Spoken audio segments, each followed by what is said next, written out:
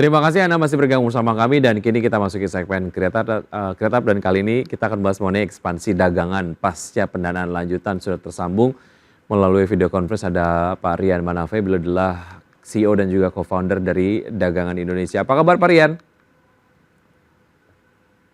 Halo Pak Rian. Mas ID channelnya di mute, saya nggak bisa dengar. Oke, baik. Sekarang sudah terdengar?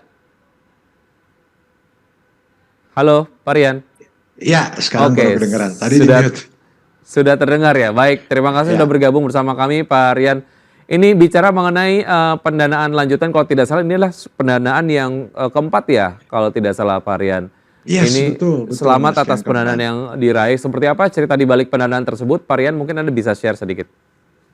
Iya, makasih. Jadi memang sekarang kita kenal dengan suasana tech winter yang nggak gampang buat banyak tech startup. Sehingga pendanaan ini penting buat dagangan, karena ini menunjukkan bahwa banyak yang masih percaya sama dagangan, bukan cuma pengguna dagangan, bukan cuma mitra-mitra merek atau brand principal yang kerja bareng dagangan, tapi dunia investasi, khususnya investor-investor yang bergabung dengan dagangan, itu masih punya kepercayaan buat dagangan. Mereka melihat bukti nyata bagaimana kita memberikan nilai tambah buat pengguna kita, bagaimana kita fokus sama tujuan kita untuk efisiensi distribusi bahan pokok di wilayah-wilayah pedesaan. Jadi harapannya ke depan bersama investor-investor yang sudah ada maupun yang kembali bergabung di ronde ini dan juga investor-investor baru, kita bisa fokus untuk melanjutkan strategi kita, komitmen kita pada bisnis yang berkelanjutan, baik bagi pengguna kita dan juga buat merek-merek yang bekerja bersama dengan kita serta para investor kita. Baik, secara objektif apa sih yang membuat venture capital ini tertarik untuk melakukan pendanaan kepada dagangan? Apakah profitabilitas atau apa secara kinerja, Pak Rian? Iya Mas, memang ada masa ketika banyak startup itu fokusnya tumbuh sampai ada terminologi growth at all cost. Tapi buat kita itu bukan terminologi kita. Terminologi kami adalah growth to profitability. Jadi dari awal dagangan udah fokus yang sama namanya positive unit economics. Dagangan udah fokus gimana kita mencapai profitability sehingga kita bisa membangun bisnis yang berkelanjutan. Jadi kita bangun kapabilitas kita dulu di awal. Kita mungkin nggak punya pertumbuhan yang luar biasa seperti beberapa startup lain, tapi saat ini karena kita sudah fokus di awal membangun kapabilitas, kita punya kapabilitas dalam memastikan efisiensi rantai supply dan juga memberikan nilai tambah buat pengguna kita dan nilai tambah untuk merek-merek yang bekerja sama dengan kita. Kita kasih data analytics, kita bantu mereka untuk promosi dan melancarkan campaign-campaign program-program promosi di pedesaan. Walaupun memang pada saat awal secara size growth-nya tidak terlalu signifikan, tapi kemudian secara profit yang penting cuan ya Pak? Saya rasa bisnis pada dasarnya itu ya Mas. Oke, baik. Sudah mencatatkan profit dan ini kemudian dari point of view vendor capital membuat mereka kemudian tertarik untuk melakukan pendanaan kepada dagangan. Baik, seperti apa sih cakupan marketnya sejauh ini Pak? Kita sekarang sudah melayani lebih dari 80.000 pengguna, Mas. Kemudian ada lebih dari 300 merek atau kita bilangnya brand principal yang udah kerja bareng kita. Kita melayani mereka semua lewat 40 hub jaringan gudang mikro yang kecil-kecil di dalam desa yang mengcover atau melayani saat ini lebih dari 25.000 desa. Semuanya bukan kota besar, semuanya desa atau kita bilangnya kota-kota tier 3, tier 4 yang ada di wilayah Jawa Tengah, Jogja, mostly kebanyakan, tapi juga mengcover sebagian wilayah Jawa Timur dan Jawa Barat. Kita punya 30.000 lebih pengguna yang aktif pakai setiap bulan dan total transaksinya hampir rata-rata 50.000 tiap bulan. Oke, jadi ini secara model bisnis dari produsen ke pengecer kurang lebih seperti itu ya? Platformnya iya, jadi kita menghubungkan merek-merek untuk bisa menjangkau pengguna-pengguna di daerah-daerah. Pengguna-pengguna yang daerah-daerah juga nggak perlu repot-repot lagi ke kota untuk belanja, tinggal pencet-pencet pakai aplikasi kita, dikirim, dan mereka bisa dapat penghasilan tambahan dengan menyediakan rak-rak mereka sebagai tempat untuk merek-merek ini promosi. Jadi kalau kita ke supermarket kan suka ada orang merek-merek promosi di lemari khusus, di banner-banner spanduk. Nah sekarang merek-merek ini juga bisa menggunakan jaringan puluhan ribu pedagang kita di daerah-daerah untuk melakukan promosi yang sama. Oke, itu sekedar untuk mengingatkan seperti apa model bisnis dari dagangan sendiri untuk pemirsa IDXL yang mungkin sempat menyaksikan kereta bersama dagangan beberapa waktu yang lalu, sekarang kemudian teringat lagi model bisnisnya seperti apa gitu ya. Oke, pendanaan ini akan digunakan untuk apa saja? Pendanaan yang seri terakhir ya, Pak Aryan, ini akan digunakan untuk apa saja ke depan? Iya Mas, jadi 40 hub kita ini cakupannya belum maksimal. Jadi kalau hari ini masih 10 sampai 15 km radius cakupannya, kita mau kembangkan lagi sampai 20 km, bahkan ada yang 30 km radius. Ini membuat jumlah pengguna yang kita layani bisa jadi 2 kali lipat dalam jangka waktu 6 sampai 9 bulan ke depan. Itu fokus pertama. Kemudian fokus yang kedua, kalau saat ini banyaknya merek-merek yang kita layani itu hanya merek-merek besar, sekarang kita mulai masuk ke merek-merek menengah, bahkan merek-merek kecil atau merek-merek lokal. Dan ke depan kita mau terus menambah merek-merek menengah dan merek-merek kecil, merek-merek lokal untuk juga bisa menjangkau, mempenetrasi pasar yang ada di desa seluas mungkin, sebanyak mungkin yang sudah dilayani oleh dagang. Baik, secara akumulatif seperti apa sih implikasi pendanaan terhadap kinerja dagangan ke depan begitu ya. Nanti mungkin kita akan bahas usai jeda berikut ini Pak Rian, dan juga pemirsa tetap bersama kami akan segera kembali. Saya masih berbincang bersama Pak Rian Manafe, CEO dan juga co-founder dari Dagangan Indonesia. Secara akumulatif mungkin implikasi dari pendanaan yang sudah didapatkan seri terakhir Pak Rian terhadap kinerja dari dagangan sendiri akan seperti apa?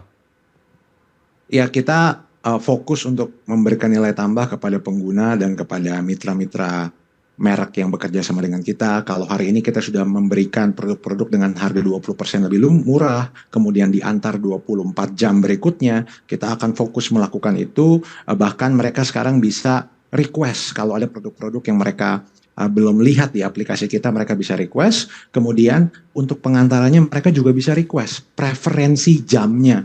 Jadi bukan hanya diantar besok, mereka bisa request pagi, apa siang, atau sore, kita akan atur itu di dalam aplikasi kita. Dan juga buat merek-merek kita kasih fitur-fitur tambahan sekarang. Jadi nggak hanya kita distribusikan, mereka kita kasih live data. Jadi mereka bisa lihat produk mereka itu menyebar ke daerah mana aja. Outlet-outlet yang beli produk mereka itu identitasnya seperti apa, lokasinya ada di mana, profil kurang lebihnya seperti apa. Jadi mereka bisa menganalisis performa produk mereka, jadi mereka bisa melancarkan program promosi yang tepat.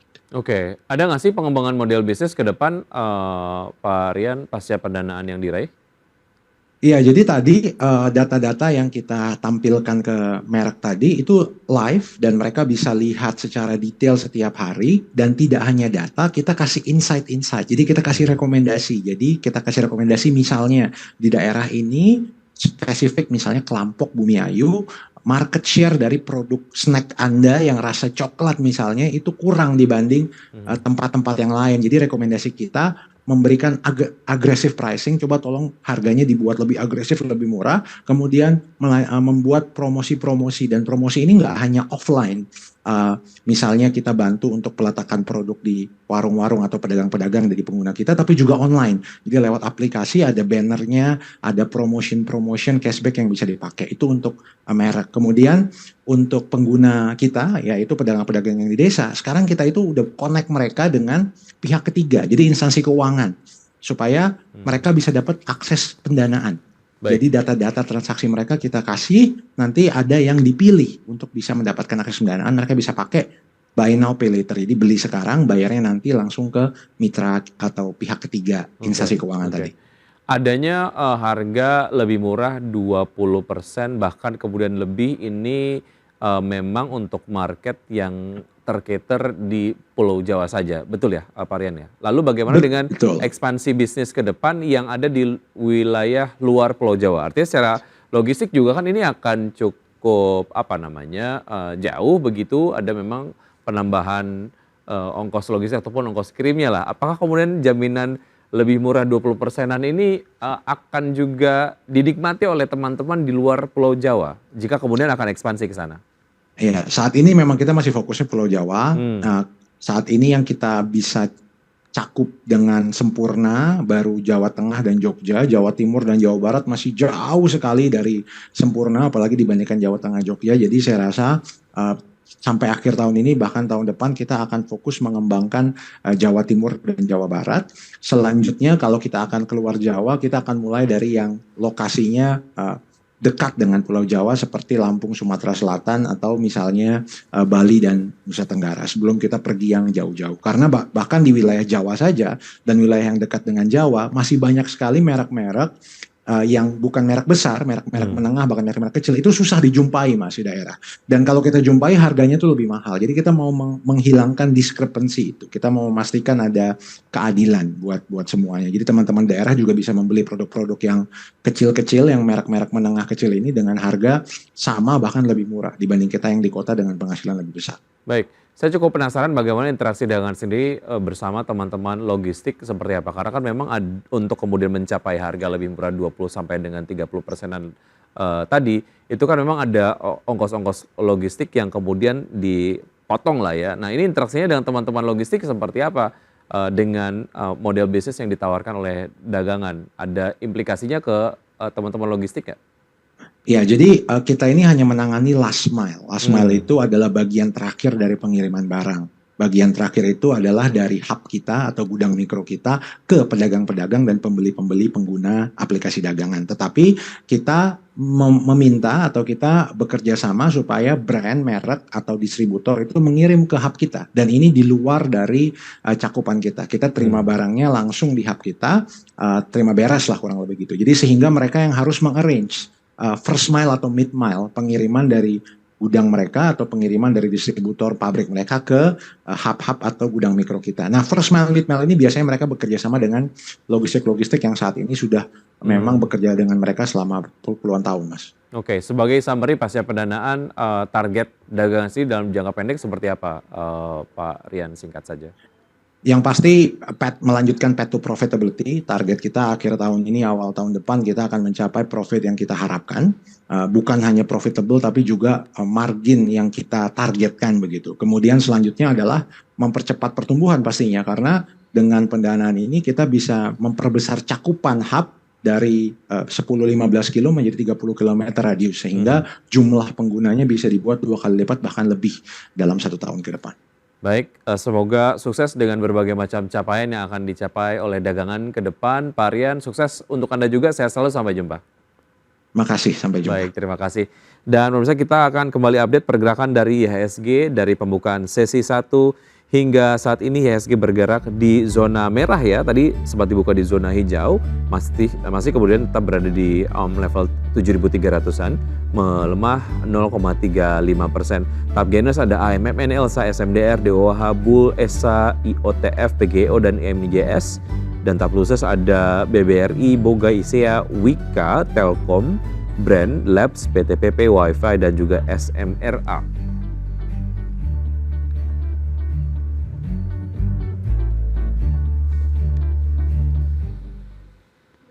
Ya, sudah 90 menit kami menemani Anda dalam Power Breakfast. Semoga pembahasan hari ini dapat menjadi referensi dan sumber informasi untuk Anda. Tetap berbaru informasi Anda hanya di IDX Channel, your trustworthy and comprehensive investment reference. Dan jangan lupa untuk menyaksikan program Market Review yang akan tayang pada pukul 10 waktu Indonesia bagian Barat.